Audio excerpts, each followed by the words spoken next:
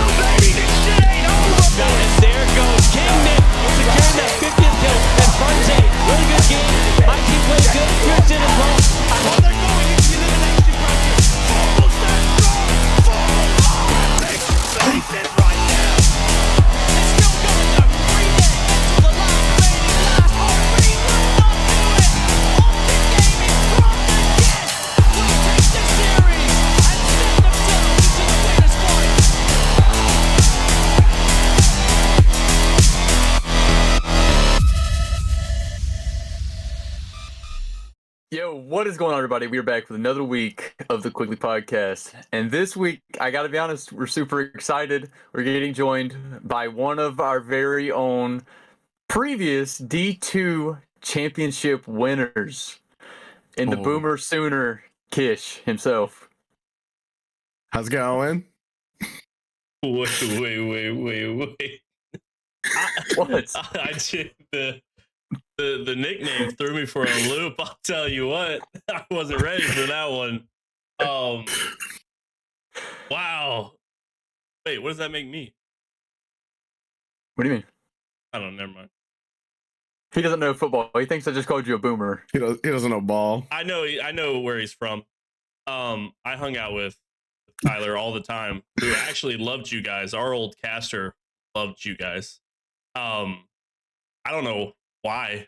He actually rarely talked to you guys, but he loved you guys.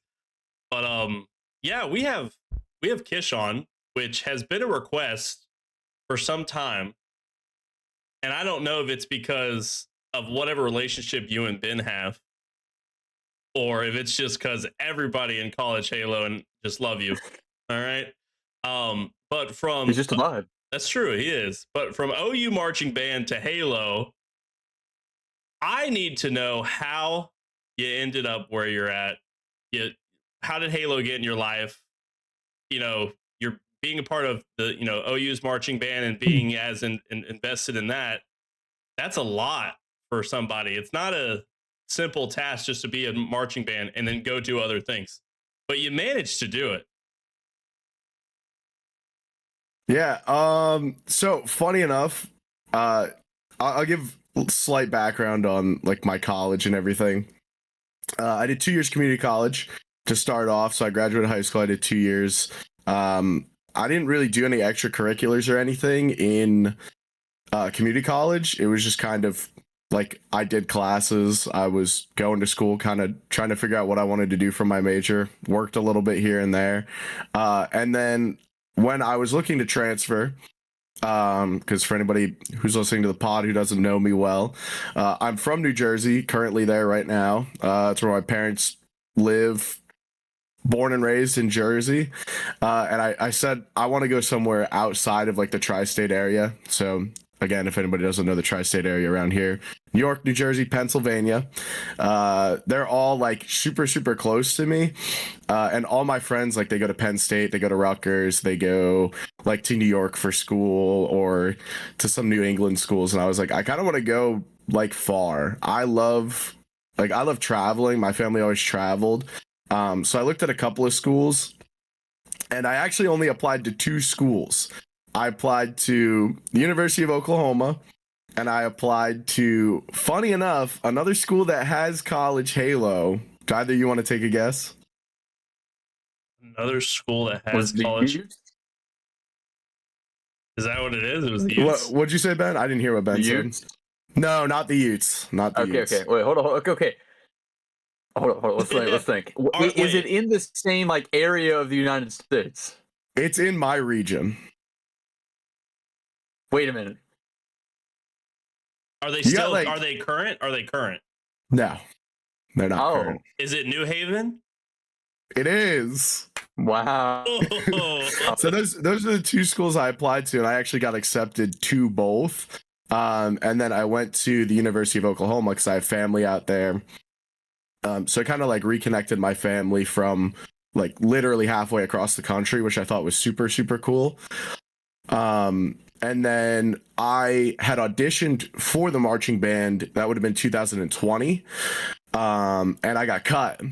So I did not make it my first time going for it. And I was like trying to find some clubs and some places to go to like in OU because I was like, this is very far from home. I think I knew 2 people, one who I used to go to like elementary school, and then she moved to like the Tulsa area, which is like northeast Oklahoma, and Norman's like central Oklahoma. And then, but she went to OU, and then one of the guys who I went to community college with, I think he was dual enrolled in high school. He went to the University of Oklahoma for, I want to say it was aviation, because we have a really good aviation school. Hold on. And so I'm there, I'm looking for like clubs to join, and I see OU Gaming Club, and I'm like, dude, I like playing games. At the time I was big into like Valorant and CS:GO. So I joined the Val team. I think it was like first semester like Val had a league. So I joined the Val team. I was bad, bro. I was not good, but it was like I made it somehow. And then I got benched as a sub for my second season, and then I went to CS:GO, and I found like I loved CS:GO. The guys who were there, the guys I competed with there, awesome dudes. I actually went and played in a LAN in it's a little bit past Tulsa. It was me, 2 other OU guys, and then 2 guys from Oklahoma State who competed in this LAN. It was just like a local LAN at some casino. And we won the whole tournament, and it was like $100 a pop. So that's like one of my flexes. Like I have earnings in CS:GO.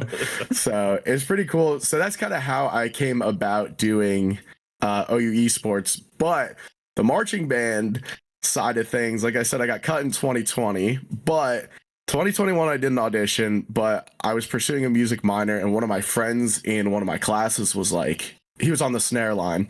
He was like, dude, you should re-audition for the drum line. Like, it's super fun. I was like, I don't know, blah, blah, blah. And he directed me to the guy who's in charge of the drum line and was like, take lessons with this guy. Like, he'll get you good. He'll get you like how we play, and then you'll be able to make it.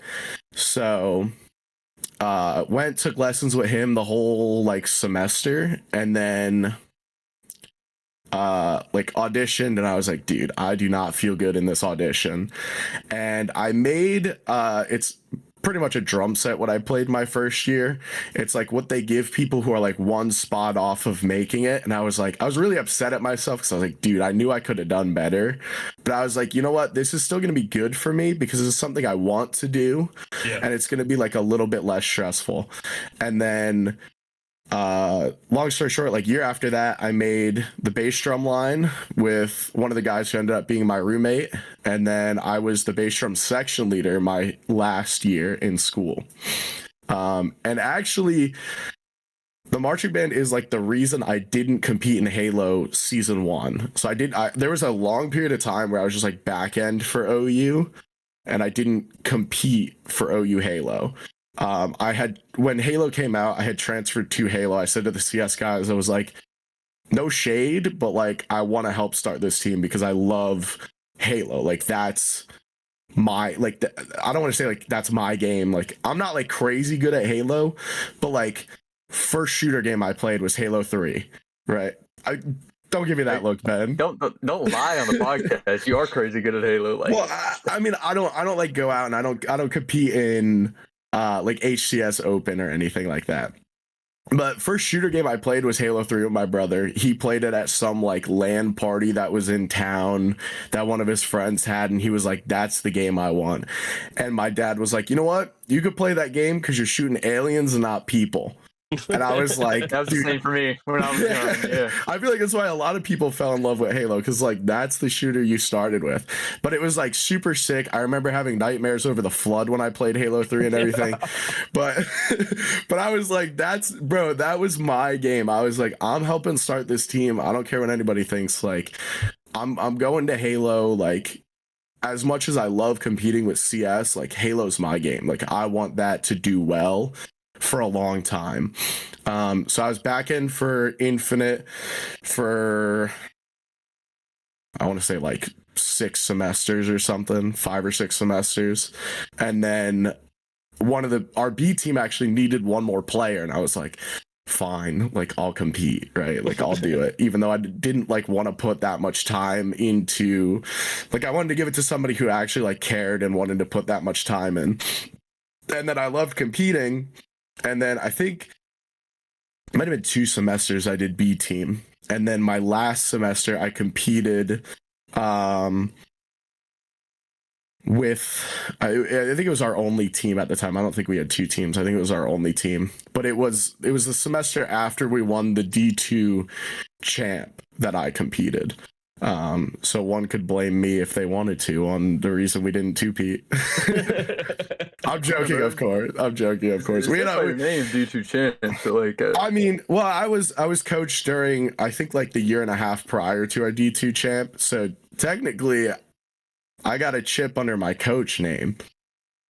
Technically, those guys don't get that win without you, raising them up and giving them. That is fair. I will say that team that won our D2 champ is one of, and it's not just because we have a trophy for that season. It's one of my favorite iterations of the Oklahoma roster that we had. Between Colin, for people who know him, Assassin Phalanx in the Discord, Dale, who's D-Bird, those guys are absolute menaces. And then we had the twins, Chris and Cole, Crisco and Collie, absolute menaces. Like they put in all the right work. And then like I would say this is like the one team I would do VOD review with in person, and I would be like, I pride myself on like I have a good amount of knowledge about what you should be looking for in a game, especially when I coach. And I would say stuff like, oh, like you shouldn't have done this, you should have done this. And then the twins would be like, well, I did this for this reason so that we could get this. And it would make me think. So it wasn't like I lectured them. It was like a true discussion we had for VOD. And it was like one of my favorite things was like to go into VOD and like have this idea of like, I've watched this VOD once outside of us playing and while we were playing, and I kind of know the mistakes we made, but it's nice to see what goes through their heads. And that team was like crazy good about like they wanted to improve and they did the right things to improve based off of like VOD. No, I wish I could know what goes through Ben's head. I just run at people. Just gun up and run. Yeah.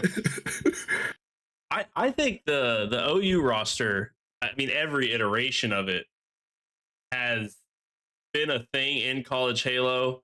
I know the current one we give a lot of light to when we talk about the roster and the things you guys have done. Has our team scrimmed OU this season, Ben? Do I know? Do I know?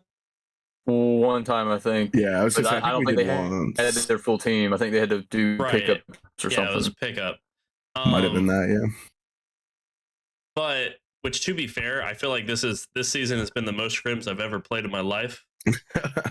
I don't know why. It's probably because of It's Straight after- competitive. Dude, you have no clue. Straight after qualifiers, it was like all like 3 of us on the team were getting messages from different teams, and it was like multiple days a week. And people are always like, "Yo, you guys down to scrim tonight?" And I'm like, "Let me see." And yeah, but like OU is, I think it's for us has always been the team we've looked at. Like I said, our caster, the one we had at Full Sail, if it was an OU game, he was like, I want to cast it. I don't know why. He's from He was cheering Utah. for you guys against us, to be honest. That's funny.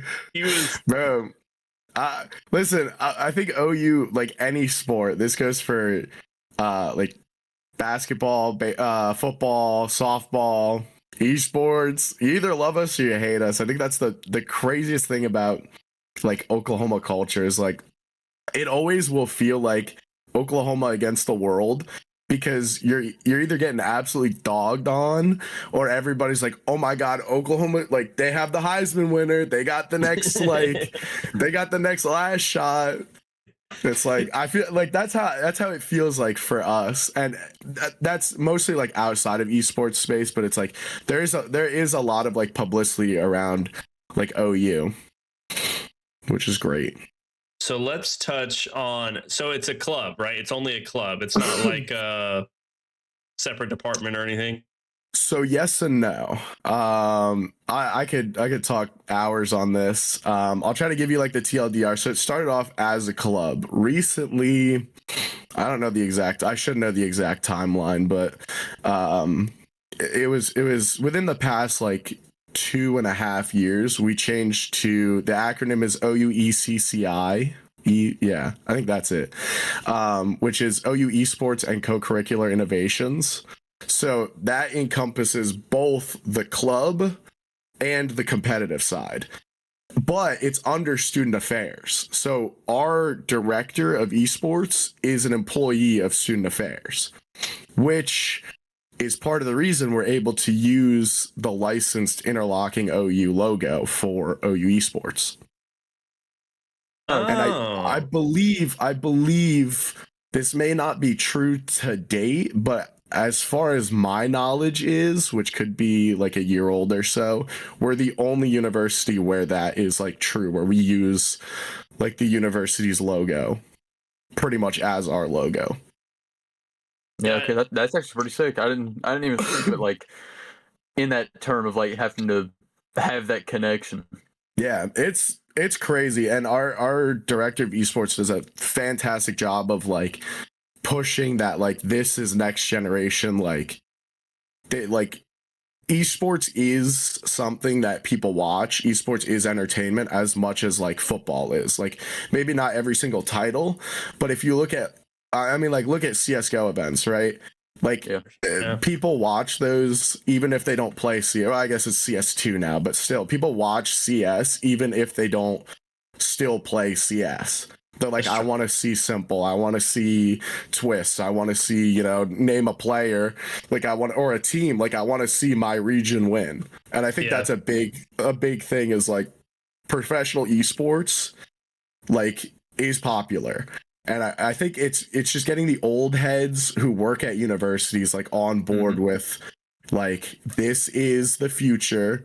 The NCAA will one day like recognize it as a pillar of like athletics, if you will, and there will be like NCAA champions for CS, Overwatch, Smash. I think we've touched on that. I mean, multiple podcasts where we've had people come on and talk about their own programs and things. And I think it's like really cool to hear that you guys have a director that truly wants to push for that. I think at Full Sail we had like good directors, and there were still some people I think that didn't really truly understand it to the extent of what it can be or what like you're saying, your director can see it becoming in the future. I know I've talked with multiple people from College Halo and different teams and things where they're saying that their programs aren't really getting the momentum that they think it could get because their directors are just holding them back from getting funds, getting any sort of push on anything new and innovative for their facilities and things. So it's nice to hear if you guys have something or someone who's backing you guys through all that. Yeah, we recently, I want to say it was within like a year and a half as well, like got rooms that we were able to play in. Like we did not have a room. We had to like rent out a room on campus, and we didn't even have PCs for them. It was like rent out a room on campus if you want to use it. So it was mainly like console tournaments or watch parties or just a gathering of people who like gaming. And then we got it's a building under one of the new dorms, and one of it is what's called the gaming lounge. And that's where everybody can go and play games, and you can like get a subscription to like either for the semester, for the whole like school year, however that works, or you just get a couple hours and play on really good PCs and be like, ooh, I kind of like gaming. And then that's like a place to go. And then there's the other side of it. We call it the clinic because it used to be like a medical facility, but then they had moved where that was. And they have that side of it. And that's where we have pretty much two team setups. One of them's a console setup and one of them's a PC setup. So there's like essentially two team rooms, and then we have to like sign it out if we want to use it, if we have like a match or whatever. And then whatever happens past us signing up is what happens. But somebody gets, I would assume like matches get priority. But if you still want to play, they will reserve PCs for you in the lounge area.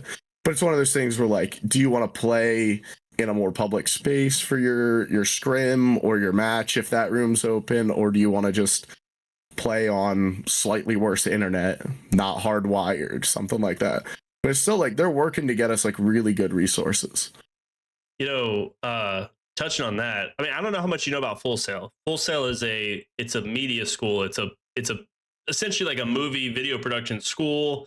They're partnered with WWE. They do NXT all the time. Dang. Like they have NXT there. Like me and Ben were there. When were we there? Like 6 months ago or something. March. Dang, forever ago. And Triple H was there while we were there.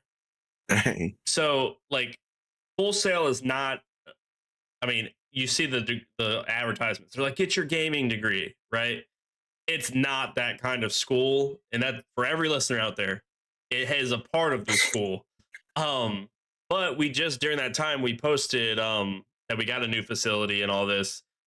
And I kind of want to touch on the disconnect of directors. They think it was a great idea. They're like, oh, okay, yeah, like this is awesome. They have a whole room dedicated to the casters. And I think they put most of their money in that room. Like it's a soundproof room. Your casters are in there. They have the whole setup in front of them as if they're like ESPN, where they can see all the games and what's going on. So, but they didn't care about the gamers, in my opinion. They cared about the look, but then you walk in the facility and all the PCs are not the same. All the headsets, they're not the same. All the chairs, they're not the same. And then they were like, oh, well, we'll open this during the day to the public. And then at a certain point, it'll be only the esports teams. So up until 6 p.m., you could walk in and actually not get to play. Even if your team's like off for the day and they're like, we're going to practice at 3, you could walk in and the PCs could be taken by someone who has no idea what Full Sail Armada is and just wants to play video games. It wasn't like a great unveiling because, again, they took what they thought was like, this is so smart for video games and esports, and didn't look at the esports side of it. So hearing that there's a school that actually kind of cares actually hypes me up about it, because I feel like that's really bad for us, right? You have Fisher, Maryville. Who's that one team who's killing it in Valorant right now? Winthrop. Yeah, Winthrop, who's literally going to pro events as a college. Dang. And they're probably looking at their things like, okay, esports is something that is serious, which is what we kind of want College Halo to become and be. But talking about your experience in College Halo, I need to know if you had a team. I mean, you've faced against so many people over the seasons that have come and gone, new teams that have come, and even now helping out the current OU team, not being able to play, but you get to see who's around. Is there a team you either have wished to have competed against or a team you wish to come back so you can compete against them? Can I have multiple answers? Actually, yes. I could soapbox on this for a while. So, answer number one is gonna be the University of Texas. Okay. I'll throw horns down. Everybody's got to know that big rivalry, right? Red River rivalry. Probably humbly, biasly, but also non-biasly, the best rivalry in college football. Period, hands down. You could say OU Michigan or Ohio State Michigan, and I'll say, but we play at a neutral site, right? I would say the University of Texas. I think they were in for one semester. We slammed them, but it's not the fact that we slammed them. It's the fact that if that exists, there's so much more like OU and Texas love that will come into Halo that I just want that back. One team I wish I could personally compete against is the University of New Haven. I never got to face Connor and friends, Connor, Dave, AOF Snipes, Shadow. I'm missing some GOAT names on that roster, but that's another one of those rosters that like year one and on, like every iteration of that roster that existed, that was one of those teams like I think really brought me into the culture of College Halo. And I'll glaze Connor a whole bunch off of this because I think he is literally the perfect fit for the guy to be running Halo, because between our captain at the time, Jagger, J-Proc, if you guys have ever competed against him, and Dalen was one of our captains also, and then Connor would always communicate and be like, do you guys want to scrim? It didn't matter if we were in the same like bracket or not for the season. They'd always be like, yo, let's scrim. And it was like 8 friends who were playing Halo against each other, but every time they played, I swear to God, it was a game 5. It did not matter. It did not matter if we had like a bad roster, if we had a good roster. Like it was always a game 5. It was always a fun series. And there was never like hate that went into the game. Like there was teabagging all over the place. Like there was body shooting, but it was all like love of the game. It was just like, that was one of those teams, like I would always watch them play, and I will equate it to OU Texas in football because it's literally one of those things where like you could be the number 1 team, like we could be the number 1 seeded Oklahoma team, but we would get taken down by UNH.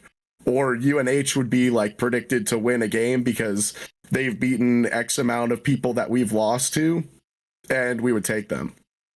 It was always nail biter series. It was like 47, 49, 50 Slayers. Like it was just good Halo. It was really good Halo. It was a really good Halo. So I think those are my top 2. Those are like awesome answers because you're right. Connor is the perfect person to be running the show. Because I think that's what like College Halo is, and I wish we can get more of these teams involved. Because of the rivalries, the fun you're having, it's not always bad blood. Especially with all these new schools coming in, we haven't heard a lot from them. I've heard from NC State. Everybody's heard from UCF. Clemson's showing up this season. Like, all these teams that you never really see a lot. They're all coming out of the woodworks. I'm not going to include Kaiser because it's got Leo on it. So, of course, he's showing up. But that's Leo. He's been here. You just want that. And now, like, even like UNA, their first season, we had a great showing in relegations against us.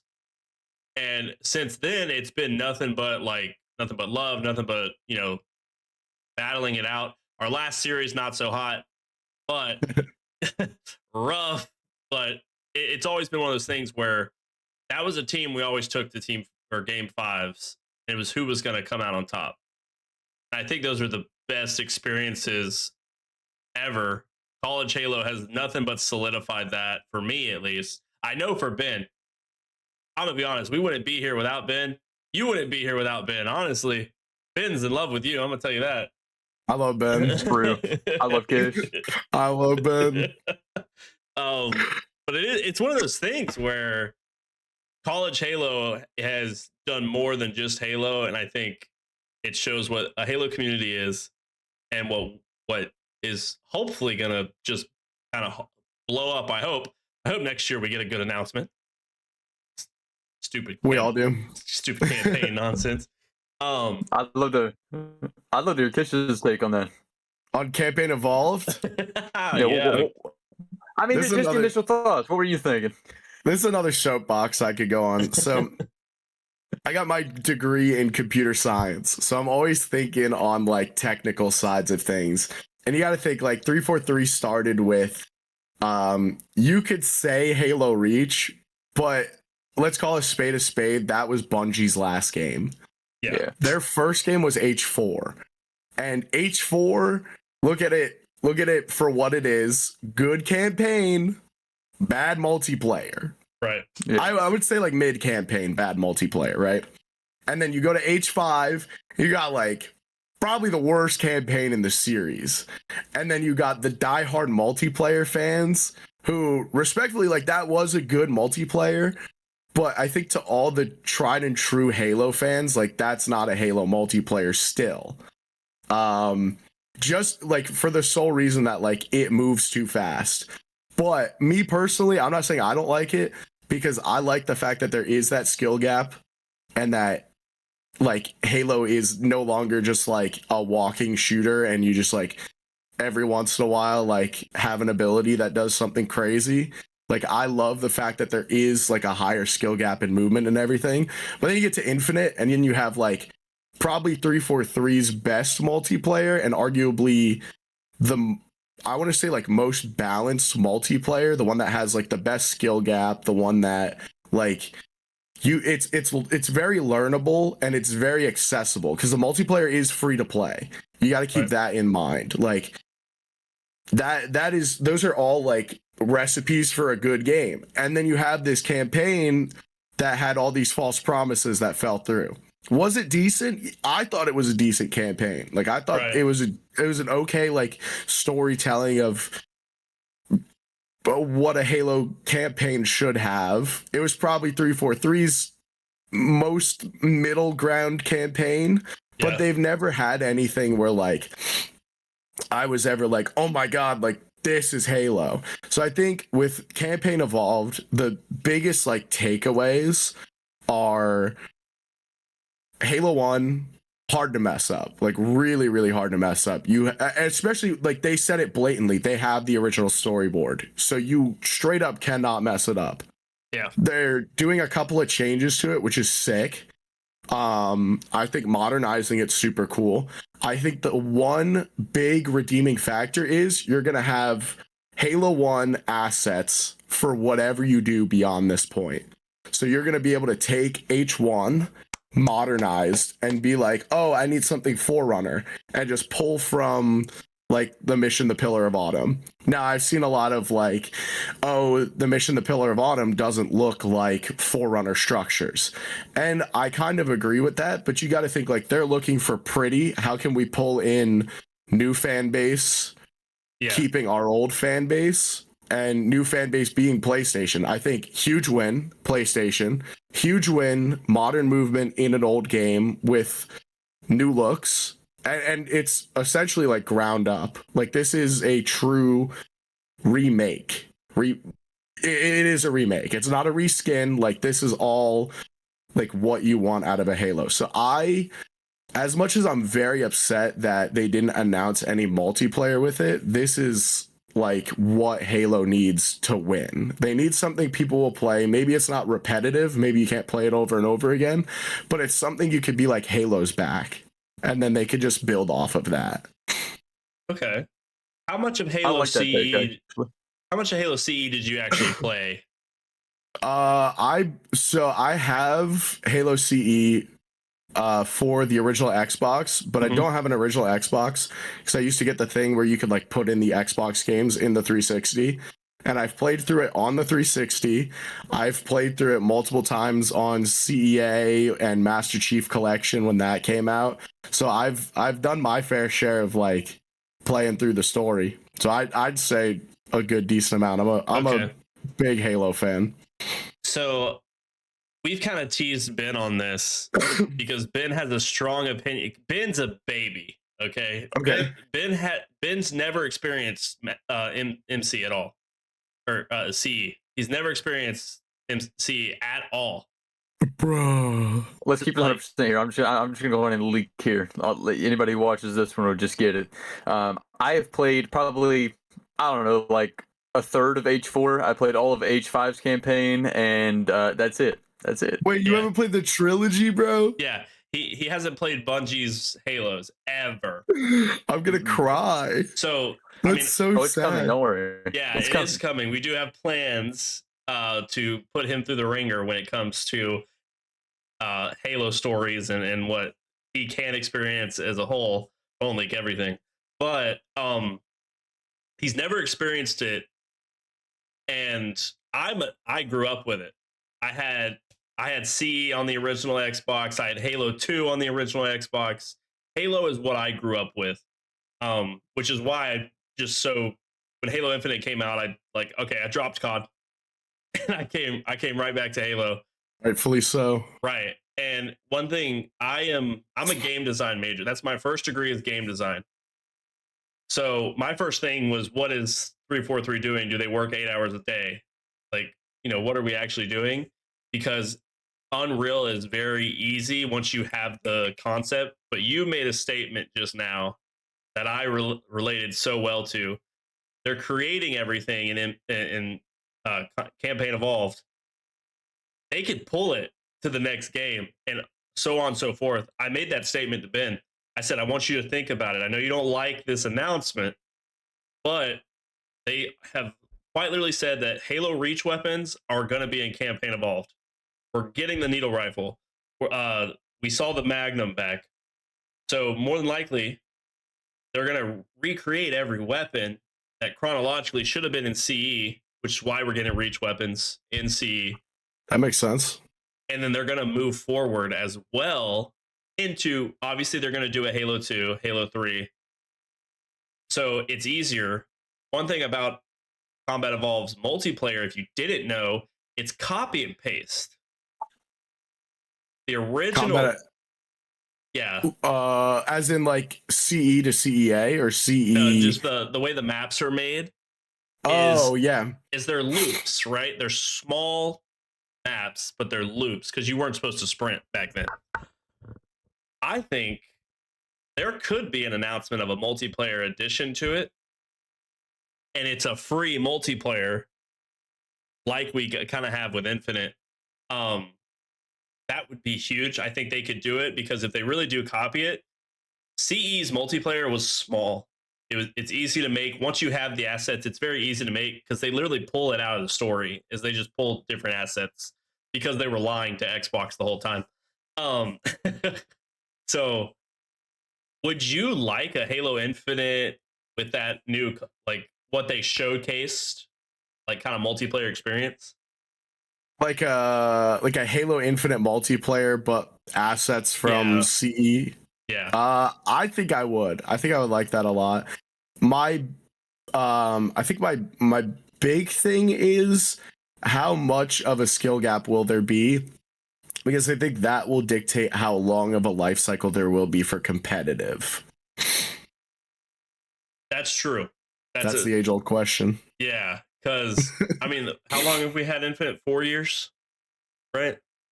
Yes, I believe so. 4 years of HCS, 5 years of Infinite. 5 years in, right? And the only change we had was BR to DMR, which, to be fair, that's whatever. Yeah. But I think they just have a chance now to have an ever-changing multiplayer. Because if you've ever played in Unreal, anybody out there, it is the easiest to understand. And once you make an asset, it can traverse time, right? It can go through every update. It can be slightly modified to work in the future. I would love Magnum starts again. That would be huge. Or like a CEAR start. Well, no, there's BRs now. We can have BRs again. Yeah. So Just give me my And tech- H5 port. Technically, chronologically, there should be a DMR also. yeah, so the You got options and a needle rifle and a carbine. There's so much. the playbook's there. It's really up to Halo Studios to take that opportunity. I hope they don't make us wait 2 years, but we do have that invitational at the end of 2026. Or what did they call it? I think it was invitational. Halo Fest. Yeah, at Halo Fest will be an invitational. Dude, as a music nerd, I'm considering going just for like the orchestra. It's so nerdy, bro, but like that's like my two of my favorite hobbies just combined into one. Like I would love to see that. Thank you Seattle so Orchestra. much. That yes, because Ben over here, like I said, he's a baby. I was geeking out. I was like Halo Fest because again, I grew up with this, so I like seeing it come back and the fact that they're recognizing it as a part of the community. I was like, yes, all the people you get to meet, the orchestra, you know, playing the games, and Ben was like, whatever, bro, whatever, man. Which is, listen, I think that's respectful for a strictly competitive player, for somebody who doesn't like care much for at least the lore of the trilogy. It's like Star Wars, man. If you like Star Wars because it's a good movie, it's different than if you like Star Wars if it's like That is true. like the big picture, like all the If you're a series, lore all person. the books, yeah, the Clone Wars, everything. I'm excited for the like I'm more excited. The announcement, very disappointed. Like in that moment, I was disappointed because you're at a multiplayer event and your huge announcement that you announced because you couldn't wait for a game to end. Like kind of blew my mind, and it was just a campaign. So it's very kind of like what in the world? But as I looked into it, as I read the notes of it, being a core Halo fan, I started getting more and more excited for it. And I don't think the art is done from what we've seen. I know everybody was complaining about the pillar inside once you get in there, all the mechanical There's like a stuff. glass wall and everything, and then the artifacting that UE5 gives, and Yeah, so it's all like early development. Like I don't know, when you look at UE5 games, like there's so many successful things that come from Unreal in general, right? Like we had another like nerd thing, one of my higher played games on Steam is Smite, which I think is an Unreal 3 game. it is. And that game lasted up until like last year before they switched and started making Smite 2 on UE5. And it's like they had a big enough fan base where they could keep that going on UE3 up until really it was like straight up outdated. And you look at like Marvel Rivals is built on Unreal 5, and as much as like I will always dog on how bad Unreal 5 is optimized, Yes. I think the good thing about it is there's room to grow, and hardware will only increase in capability. So it's bad now, sure, but everybody's playing on the bad engine. Like it's like a level playing field. If you have a competitive game, like unfortunately it is what it is, but like 2 years down the line when we get PlayStation 6 and the new Xbox that's going to essentially just be a PC or whatever the leaks are, and when we get like 60 series graphics cards and the new Intel and AMD chips, like everything is going to be able to play baseline Unreal 5 games. So I would love to hear Ben's opinion because he's such a child in this field. On what? The competitiveness being on Unreal 5, you'll have Unreal 5 is better than their current engine, to be fair.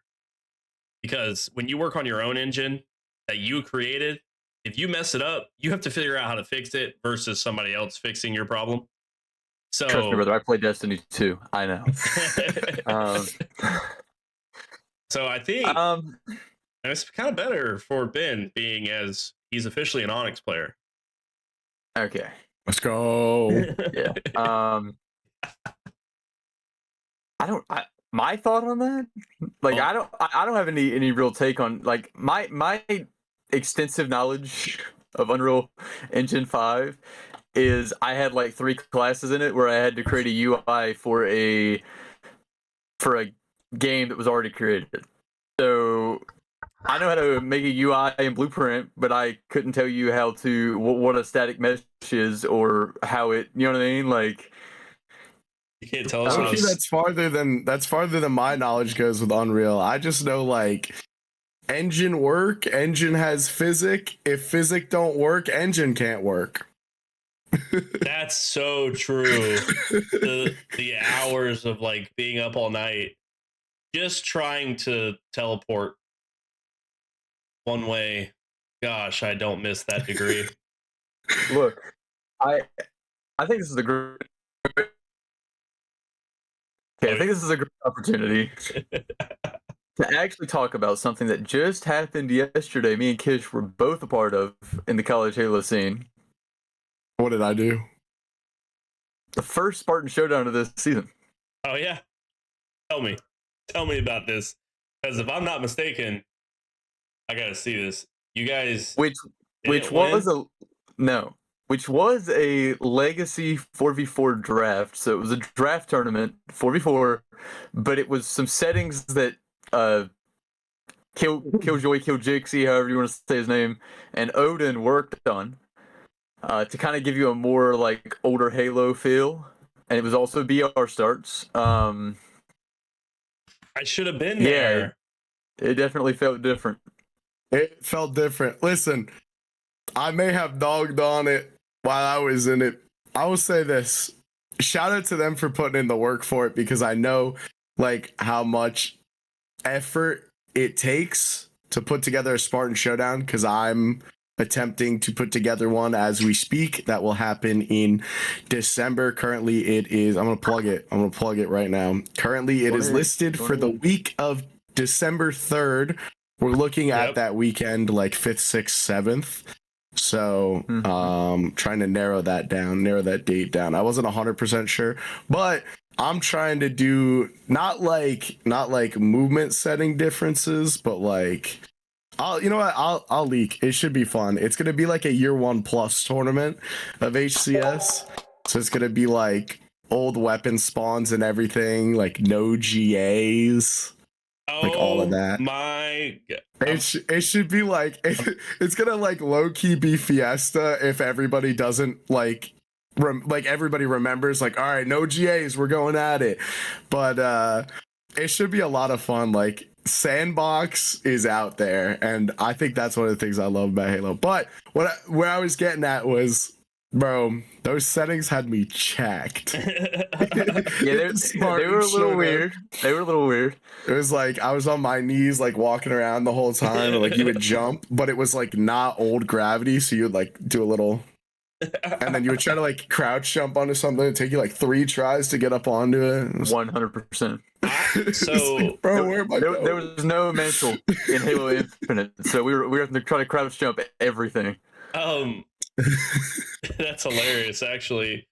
I should have been there. So I play on legacy controls now. My controls are literally Halo 3 controls. RB reload, switch weapon. I think so. Yeah. Or what is it? Is that what it is? I think that's what it is. Yikes. Yeah. Or no, it's Halo 2, so not RB. I thought that. What was it? B? Yeah. B. Yeah. B switch weapon reload. Yeah, and my melee is like a bumper. Gotcha. So, because I've been playing a lot of MCC. Are you claw? Are you paddles? Or are you both? Both. That's the real question. As an MNK player, that's the real question. Yeah. So it is both. And the thing, my play style is weird. When it comes down to like a gunfight that I know I'm ratting, I go into claw for an easy melee and reloads like YY. if I'm long distance, like I'm just crossing for like whatever, I'm not claw. Okay. It's only when I'm like in a ratty situation. So you like adapt for the situation. Dude, all right, I gotta talk about this because this guy's a menace, right? I only have PlayStation controllers next to me, so pardon me for not being a true Halo fan for a second. I have Xbox controllers. I actually do have an Xbox controller. There I don't use it like ever, so it is like very clean. Except for my fingerprints. I have no paddles either because that's how basic I am of a console player. So Prisma Will, for those of you who know, he has paddles on his controller. Yeah. But he doesn't play claw. He plays claw with paddles. So he's got like pointer finger here. He's got paddles. He's got like fingers on all the triggers and everything. And I'm like I watched him play the one time and I was like, bro, like I think he's got more fingers on keys than I do with this thing and this thing. Like, bro, I don't understand how he does it. Yeah, I used to play claw like that, and then I had to quit. I had to switch to pedals. Yeah, that's gotta hurt. He's got paddles and he does it. Yeah, he's got like infinite inputs, bro. It's actually cheating. Have you ever had a conversation with our old teammate Deltavine? I don't think so. Deltavine, speaking of inputs, plays with one hand. Wait, he's the guy who's got it like on the desk and it's like this, right? He holds or it whatever. like, yeah. Yes. Yeah, isn't it because like I think I remember this because it might have been Dalen told me like when he was younger, he does like that's how he learned. That's insane. And he like moves with the bottom, and then he can hit his D-pad with the thumb here, and he uses these two fingers to hit these two triggers, and he uses like the top of his backhand to hit the other. It is insane. He grew up. His hands were too small. He grew up like with the Xbox controller, so you know how the original Xbox controller. It's a big controller. Yeah, Duke. So that's how he learned to be able to play with his brother, and he never stopped. And he actually plays every game like that. It's not like he just plays Halo like that. He plays every game like that. When he tries to play regular, he can't. He mentally just he can't play the game right. He has to palm it. I don't play controller for many games, but like I couldn't imagine going to play like Lego Star Wars the complete whatever it is now and like sitting on my controller like however like hands are tied in like a violin. Yeah.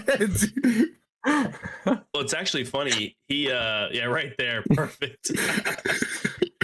He was on the Optic podcast. They reacted to the way he plays. Really? Bro, that's sick. Yeah. Hex didn't care. Everyone else did.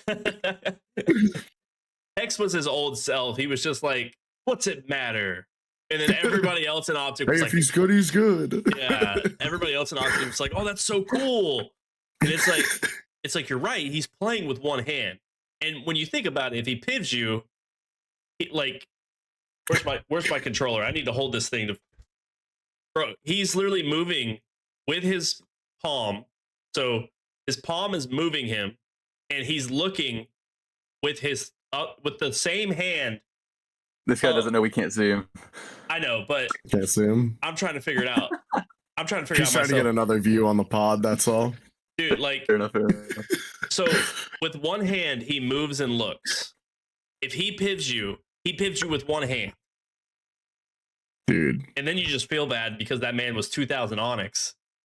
So it's like the things people do, I like actually insane. Yeah, bro. I wish I was that good. Dang. Dude, it's like, okay, I'm gonna unplug my keyboard. Actually, this is gonna sound like crazy. I literally just got a new keyboard, so I swear to God, it's not like foo. I have two of the same, but it's like instead of playing with a keyboard like this, like there's some CS and Valorant players who play with it like this, and like you still have like WASD here, but it's like more comfortable. Because now you have this much mouse pad room instead of like this much. They're like playing with their arm like to the side like that on the keyboard. Yeah. Have you on the topic of like weird play styles? Do you guys know anything about Rainbow Six Siege? I know a lot. The only player I know in Rainbow Six Siege is this guy Bolo. Oh, amazing player. Yes, he like spins his mouse like mid like gunfights. Not mid gunfights, but like he'll be holding an angle and he'll be playing with his mouse where like he flicks it and it does a 360 and he just catches it again. Yep. I'm That's like, actually, dude, imagine you're just sitting there, flick your mouse around, you hit a headshot, flick your mouse around, you hit another headshot. It'd be dope. It's actually sick. Like I've seen, because he has a mouse cam on.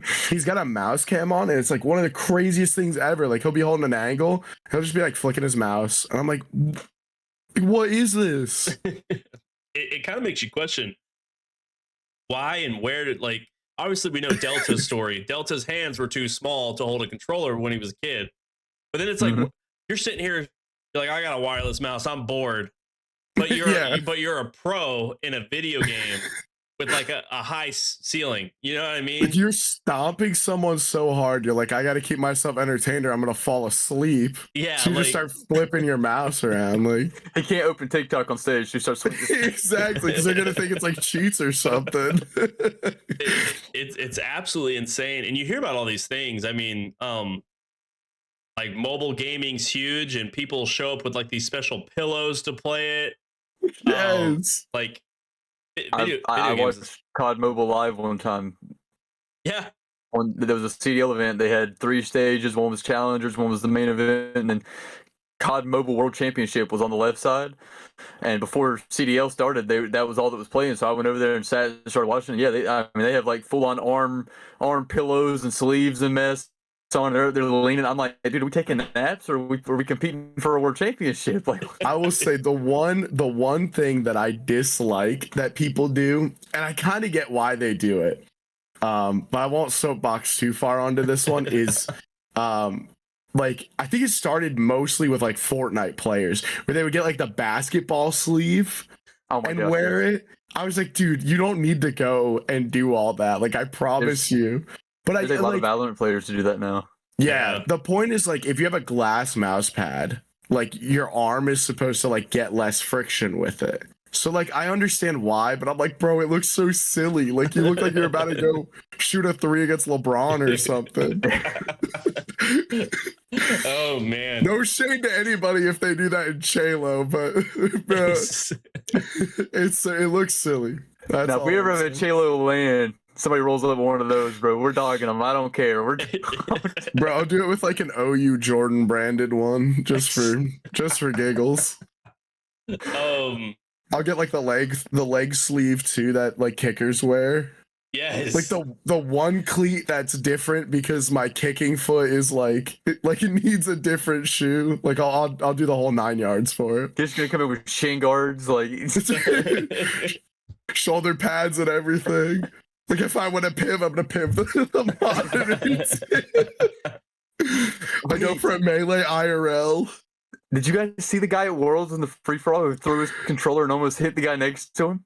Oh, yeah, because he lost. He threw it across the table. It went in front of a guy. The guy was so locked, dude. No.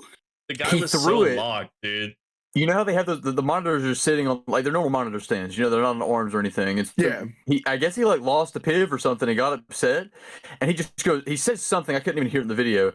And he just throws the controller down, like, right in front of him at the table. It disconnects from his cord, hits the bottom of the monitor stand, and flies across the spot where somebody else is sitting, and then goes on the floor. And he has to get up and walk over there and get Please tell me it was the people he was playing against. Yeah. Like they were in the free-for-all, yeah. Like, I'm thinking like open bracket, bro. Yeah. Dude, no, if I'm sitting there, I'm kicking the controller behind me, bro. I'm like, you lost the piv, not me. Like, dude, go fetch. What was it? It went across the guy, and the guy next to him was so locked into the game. I don't think he moved. He didn't move. He didn't dodge. He just accepted that something flew across the screen. And I was like, yo, something the size of a controller threw in front of me, I would have paused and been like, what the hell? Like just instant, just like looking around, being like, what's going on? Bro, that's how you know all those guys are pinging off of Adderall. Oh, 100%. He's not locked. That, like, dude, they're that dialed. Like I see something come by my head, like I'm flinching. I know. Like, I swear I'm dodging it. Matrix, catch it, throw it back at the guy. Dude, events are cool though. How many HCS events have you been to? If none, two. Doom. I went to Arlington this season with with Will. That was his first event, which was sick. And then my first one was last Arlington. So it's Arlington's about a 3-hour ride from Norman campus, so it was super easy. Like while I was there, I almost went to Kansas City. It was like year 1 or year 2. Yeah. But I didn't end up. I think that's when my marching band auditions were due. So I was like, I gotta lock in on these, which is the reason I didn't go. But I went to those 2 Arlingtons. They were both super, super fun. Yeah, the Texas events are always really nice. A lot of Optic fans. I mean, Of course. obviously Optic Texas is there, but bro, it was like, I mean, even like outside of Optic fans, like just fans in general for Halo, like show up. Like you'll get SSG fans. Like we got a lot of Shopify fans at, not Dallas, Arlington. It's DFW's like right here. Like they're all together. It's not that far apart. So if I call it Dallas, I mean Arlington. But we get a lot of like every fan base there, and it's like really cool. But I went like, I think I would say like my first love for a team is Optic, because I used to watch them like Black Ops 2 days. So that's like the team I would watch and the team I loved. Like when Nade Shot was really big, like I was like, that guy is sick. I would love to have a job like his someday. And like his whole squad was super, super fun to watch. So that's my first love. But like when I go to Arlington, I'm not like going as an Optic fan. I'm going as a fan to like watch Halo. So as much as like I love like supporting my first love, like going there and like watching just the brawl that happened this year between Shopify and Optic was insane. Like it was absolutely insane. I remember saying to Will, like after Optic won, I said, bro, last shots, it's not a matter of like if he wins an event this year, it's a matter of when. Like it will happen. And look at him now. And then he won Worlds, bro. And then he won Worlds. We went to Charlotte this year, and I had to take my Optic jersey off for Sunday because we didn't go to the venue during their phase match. Dude, we were all cooked. We were so tired. So we watched it. Ben, ignore it, okay? Everybody knows what you did in Charlotte. No, they don't. What are you? Whoa! We're not leaking. We were cooked though. So right before we go to watch Wyatt, win Charlotte, I was like, I gotta change my shirt, bro. I can't wear this jersey to that venue. They lost. Like, I was so defeated because like I grew up in the same like Nade Shot, Scump, like all them, just playing Black Ops, playing classic CODs like MW3. I've always been an Optic fan. The Halo team really let me down this season. But I love Wyatt. Wow. So yeah, I can't sell it short. They killed it. He's one of those guys that like is so hard to root against. Like Last Shot is just a fun. Like if I ever found myself watching somebody Halo, I think like the 2 main ones I would watch. Like I said, I love Optic, but the 2 main ones I would watch are Last Shot and Royal 2. Yeah. So it's like, why was I not a Shopify fan more this season is beyond me. I think it's because like we all know like Formal was at his last like run and everything. So we kind of wanted like for Formal to do super well.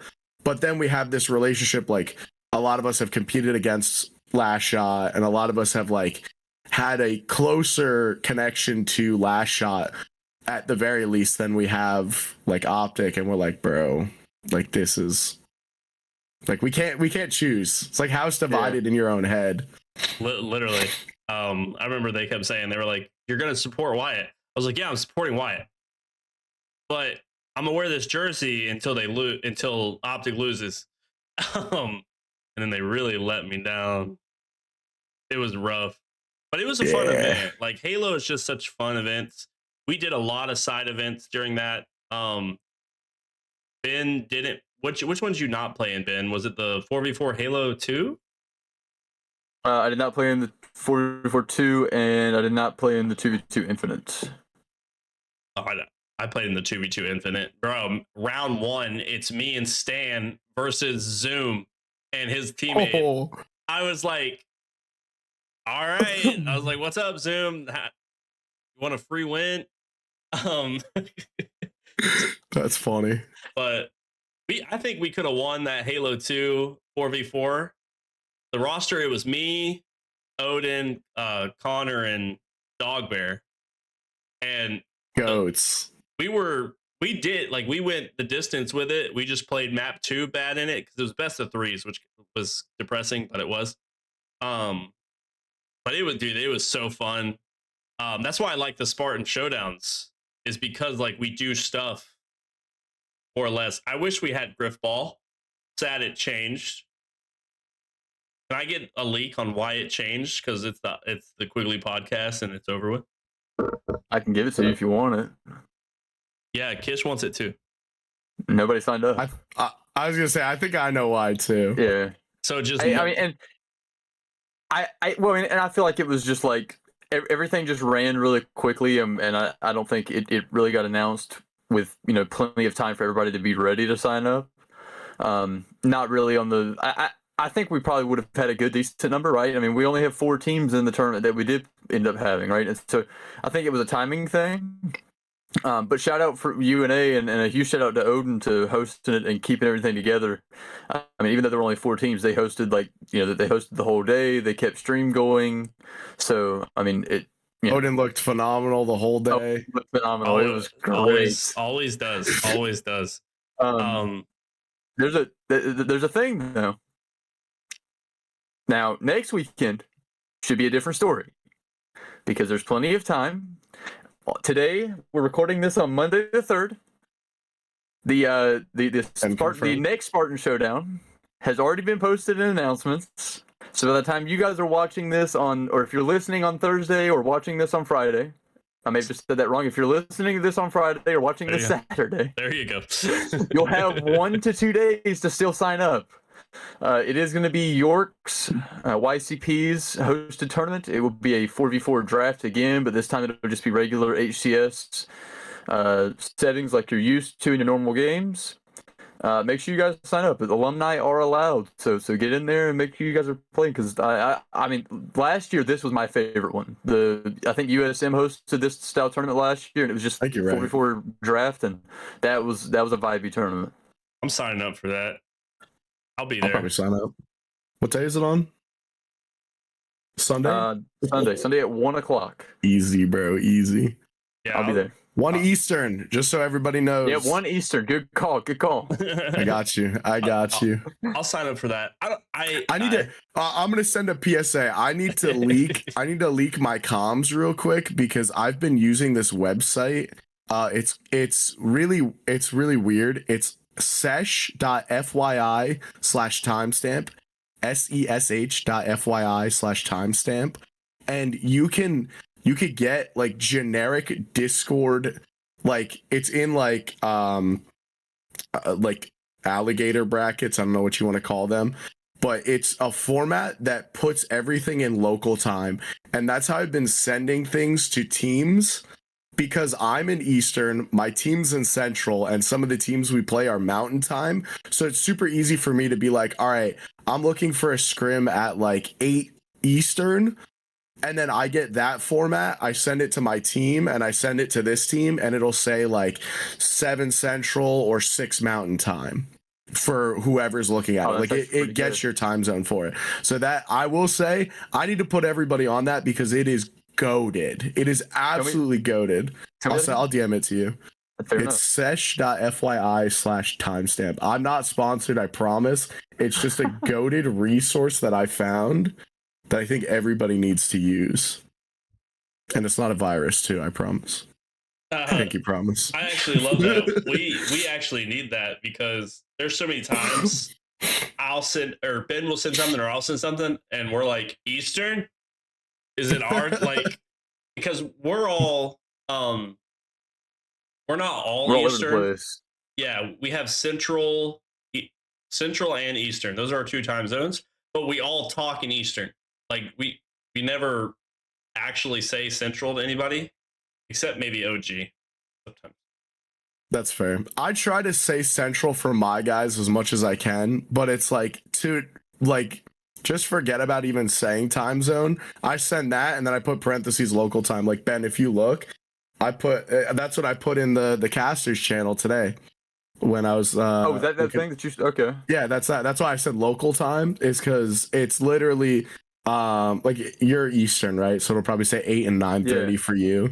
But if somebody's in Central, like that time would say 7 and 8:30 instead. Oh, that's why it popped up as like you copied and pasted. Okay. Yeah. Fair enough. It's fire, dude. It's so good. We're on That's it, one of dude. that's one of my leaked coaches' resources. I won't leak much, but that's one of them. If you can't leak this, you don't have to. I don't know what. Are you helping with stream stuff Wednesday? I think I can leak it. And if not, sorry. Yeah, I'm prodding. That's going to be my first prod. Okay, so everybody tune in Wednesday night. Hopefully we're going to have a doubleheader. USF versus USU at 8 p.m. Eastern. And then directly followed SNU versus USF at 9:30 Eastern. Could be before if that first game goes quicker. But this will be the first time we see Kish running production. That'll be Indeed, I'll be out. I've been doing a lot of casting this semester, and I was like, dude, I kind of want to do prod also because I feel like I know Eder can only do like Thursdays and some other days, but it's like, why can't we have more matches streamed? So I had him show me like how to get stuff set up, and hopefully he could be there a little bit Wednesday or work me through some stuff on like Tuesday or something beforehand, just so I like am not like lost. Like I know how to do like changing scenes and everything, but he does it so smooth that it's like I have big shoes to fill. Hey, just make sure you have the casters muted before stuff. Or we're gonna get another kiss me fat boy. I love that one. I mean, that's a good one. I was gonna say, see if you can get that.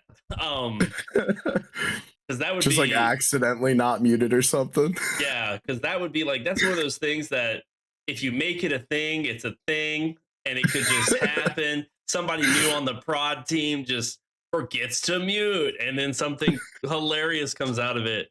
It is definitely one of those things. But you are working on your showdown. This is your so. How many showdowns have you competed in? I know you competed in this last one, but what about last season? Did you compete in any?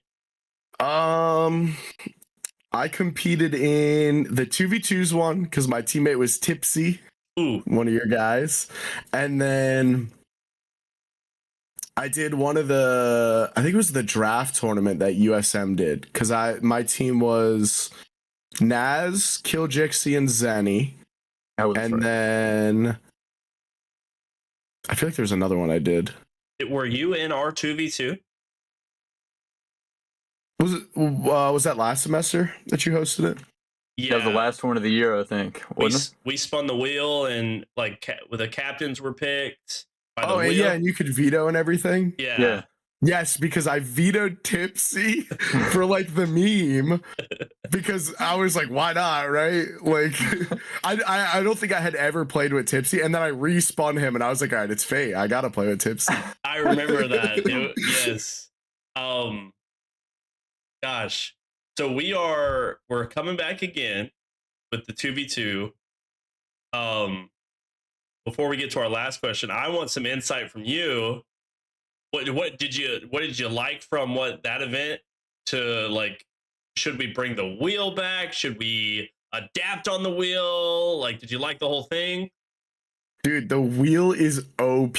I love that thing. I think it's so fun to be able to like veto someone, but then like you spin them all 3 times because there's times where people would like spin somebody 3 times and like use all their vetoes on one person and be like, well, now I'm just straight gambling. I was considering, because I don't have my whole like format of how I want teams to be picked yet for my Spartan Showdown. So I was considering doing and you guys could obviously steal this idea too. It's not like, I don't think it's like exclusive to one like group to be able to use it. But I was considering like taking the wheel idea and being like, if you veto someone, then if you happen to respin them again, then it's like an insta, like, you don't get that. Yeah. We were talking about ways to adapt the wheel, ways to save Solaire some money. That's the struggle, man. Just don't have him put money up on 8s. That's how you save him money. Dude, it was so funny when we were going through like collecting everything that everybody did on stream. We loved the live stream aspect. Like that thing we're probably keeping like the day before or whatever. But like when we were counting everything, I said, wait, why does Solaire put the most in? And then they were like, he just kept vetoing and respinning. And I was like, I remember talking to Solaire later and I was like, what were you doing? He goes, I don't know. To be honest, a lot of that was peer pressure because like he vetoed one and we were like, veto again, and Solaire was like, yeah. One of my other ideas, I will leak this too. One of my other ideas for how to pick teams was like you're in pairs and then you and your teammate, like you spin the wheel, but you can auto like veto up like a team or a player like as a team, and if it spins it and you get it, then everybody knows like you vetoed them. Otherwise it's like a mystery. I feel like that one would be sick. So like you're a duo, and then you spin for another duo is what? Yeah, and you say like if it was like me and Sizzle or something, and then like you and Connor or something, I could be like, oh, I don't want to play with Ben, and I could be like, so our like insta veto is gonna be Ben and Connor, and then if it spins and it lands on you, then it would be like, oh, but that was their secret veto. That's like one way I was thinking of like kind of having some fun with it, but it's all like I'm not like 100% on anything yet, but I think that one would be like that's actually pretty cool. I think that's like my top idea right now. I'm telling you, the Spartan Showdowns, they can cook if you just let it happen. And I mean, for us, like we have so much time to like brainstorm. Even last season. Well, I mean, we actually didn't have a lot of time last season. It was literally like we were having conversations starting this podcast. Connor was like, that's a great idea. And then Super said something that Connor's like, hey, you want to do this? And then they were like, all right, it's going to be now. And we were like, what? And it had to like plan everything. And it was like, what? We do a stupid wheel thing at Full Sail where, I can't remember why we did, or like when we're picking teams in 8s, like for our like inside stuff, and we were like, why don't we just do a wheel spin because we're idiots, and like we'll get it, and maybe everybody will love it. And that was one thing I was shocked at the turn up. I was shocked everybody loved it, because it was such a niche. Like nobody did anything special really last year. Everybody was like, it's a 4v4, it's a draft, it's a 2v2. And then we did something so out of the norm that this season we get a Griff Ball, a 1v1, like, which we didn't get the Griff Ball, but like, I feel like we created something and now we get to rule the world. Yeah, dude, that's definitely like peak memories for Chalo is like sitting in that call. Like as long as it took, because Solaire kept vetoing people, it was like peak memories was just like sitting in there and everybody being like, veto, like spin again. The fact that Connor let us use College Halo's Twitch was actually kind of wild for that one, because there was a lot of people in that call. I remember messaging him and being like, all right, I need the stream link or whatever. He sends it to me. I was like, all right, we're full selling it. And I remember asking, I was like, do we want to mute the Discord? Like, we could hear you guys, but like for the stream, do we want to mute the Discord?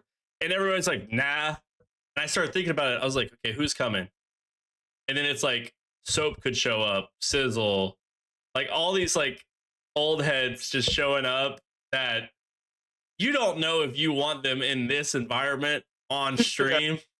And then you don't know if they're gonna show up fully there per se.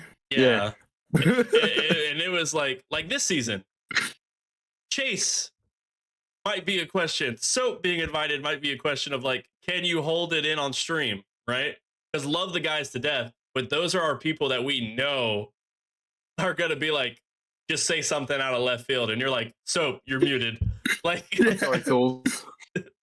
yeah, right. We like, love Tools, bro. We love him. Like That's such.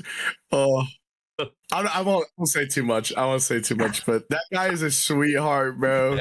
He's got his heart in the right place. But it's definitely one of those things where I can tell you, we're trying to create something that is going to trump last year, but be like a homage to last season. I mean, try to trump that and be like a homage. I'm so glad we're last. I don't think we have a date yet, or if Ben can correct me. It's after me. Yeah. Yeah, we're last. We don't have a guaranteed date just within that week. Dang it, I thought I was last. Oh no. Oh, Quigley. I see. Okay. Gotcha. Yeah. I think if the way our conversations have gone, we might always be last, because I like that. we changed it to where like the school To be in fair, question last year we weren't even supposed to have one. Yeah, right. So we weren't So they supposed to have just one happened out of last nowhere. year. So just because of how we're doing it as like a Quigley, not like the school. I love that UNG's in there. Yeah. That one I was like, oh, cool. The 1v1. So I swear to God, if Last Shot shows up, I'm going to war. Oh wait, it doesn't say alumni allowed. He's not an alumni, he's just off. He could join. Technically, I feel like he should be able to. But and now the question is alumni allowed mean like your current school? Because does that mean like if somebody, I think like Dave, he's not an alum of UNH, but UNH doesn't have a team right now. That's true. He's been playing. He played in them last year, so I guess so. I guess he's good. Oh, Dave. Oh, Dave. I love Dave. Wait, didn't we have Dave on? No. He was having a Dave? You had me before Dave, bro? Yeah. That's crazy. I feel like that's diabolical.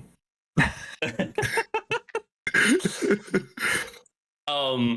mean, that's all. I mean, I do have one more question, but let's see if Ben has one more before I ask mine.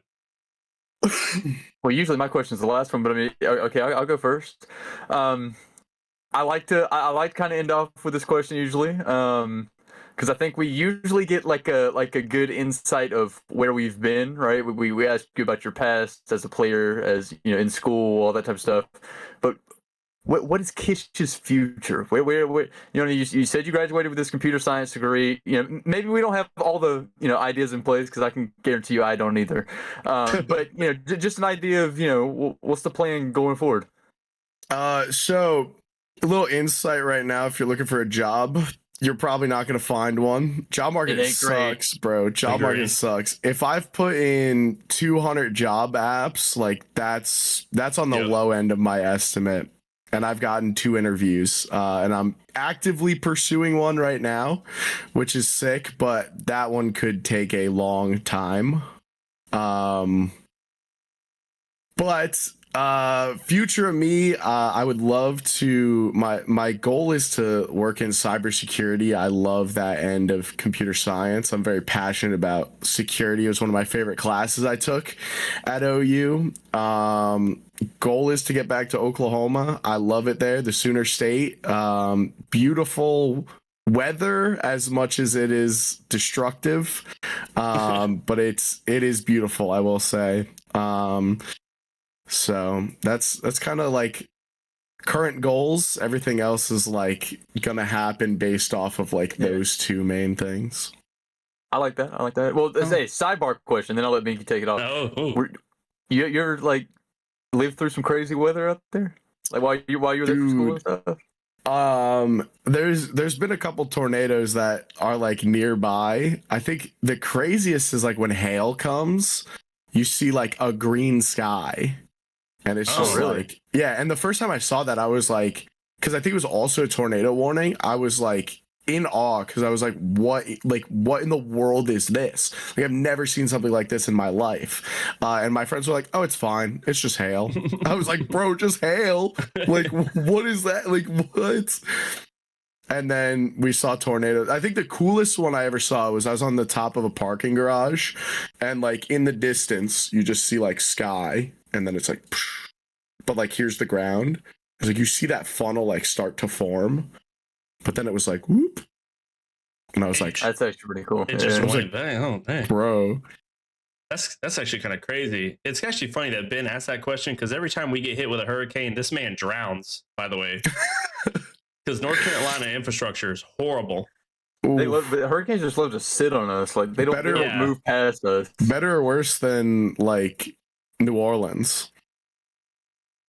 Well, We New Orleans is bad just because it's below sea level in a hole. Yes. Yes. Yeah. North Carolina literally just likes getting beat up. Like, True. We just ask for it. like there was one hurricane. Like we get hit by hurricanes a lot, so it's like another day when a hurricane flies through us. Me and Ben, if I mean everybody's heard us on podcast. I'm at like on the East Coast. I'm near the north end of South Carolina. Ben is like towards the south end of North Carolina. Like we're not far from each other, so it'll literally be like, "Hey Ben, there's a storm coming," and he's like, "All right, I guess I have no internet." Is like literally Ben's comments. Or like a hurricane's coming. I'm like, "Oh, the hurricane's here, Ben. It'll be there in like an hour." Like I know when Ben's gonna be gone, essentially, because it's just that bad. If I'm surviving and not allowed to go to work, Ben has no internet. That's insane. I'm probably still going to work. They hate me. Yeah, like so. No days off. Literally, the storms we've been through. Like, if we flood here, which I think the last 2 hurricanes we flooded here, I'm like, great, Ben's swimming. Like, Ben's out here in the ocean, and we're like, hey, where you at, Ben? He's like, I'm floating away. Like I'm telling you, like, it's just Ben that brings crazy. his like kayak out with him, and he's like, he's getting the new fish. He's gotta get the pictures. "That's where the picture came from." But my last question is just got off the boat as criminal. My last question is, what do you want to see from us as Quigley?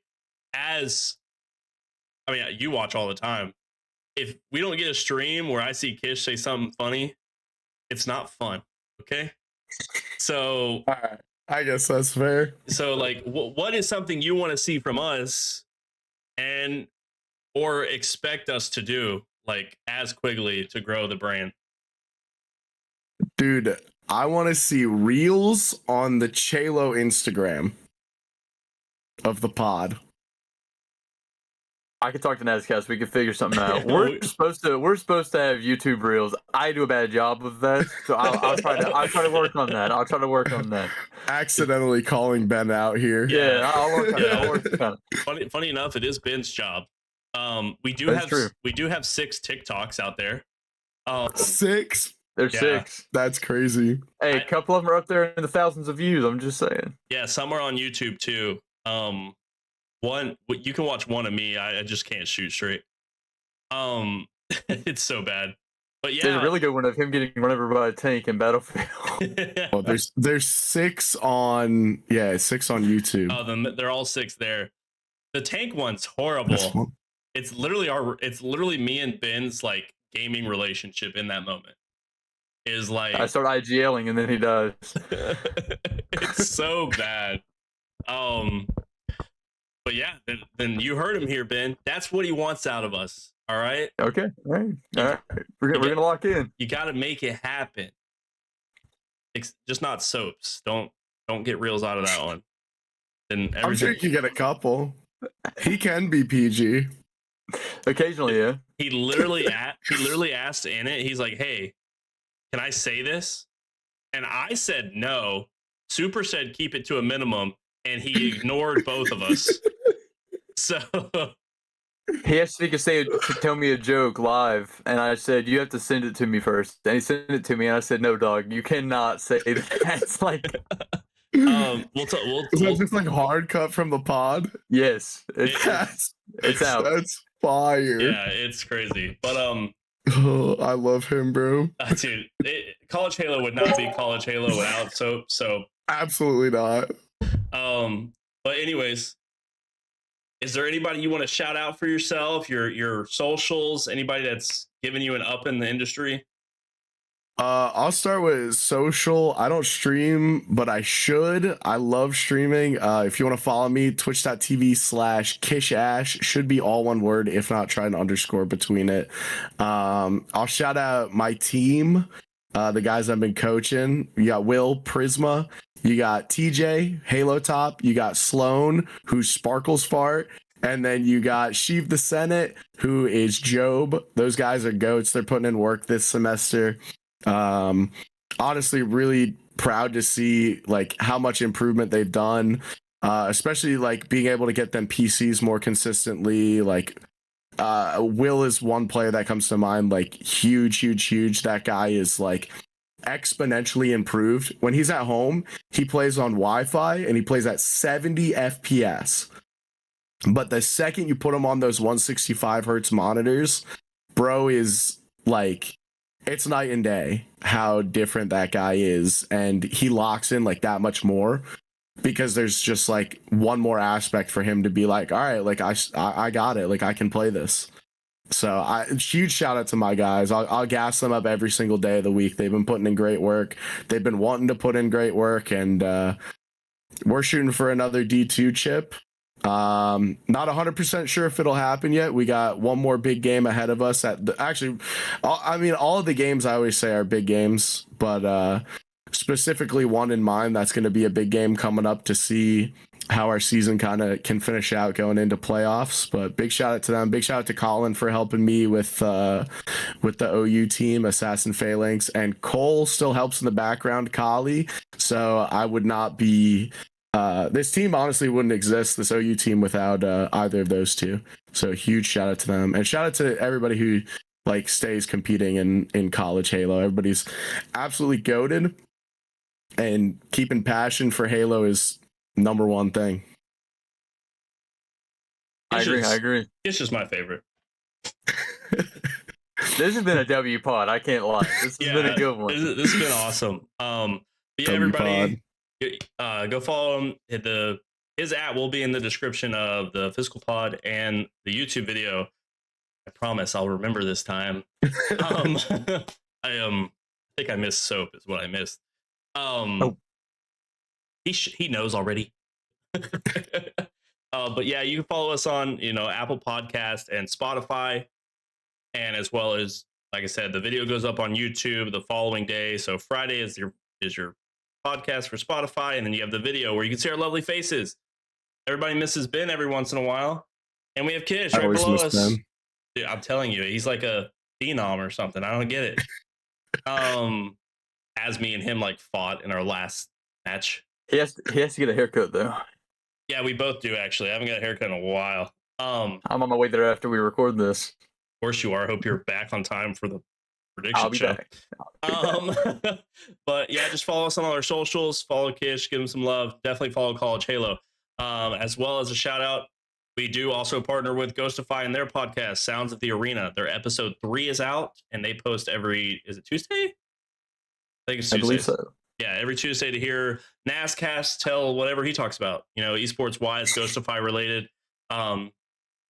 He runs his own show. But yeah, Ben, send us off. Ladies and gentlemen, we appreciate you guys for all the support. As always, if you made it this far into the video, look, you made it much farther than I would have. We also want to give a huge shout out and thank you to Kish for hopping on with us once again this week.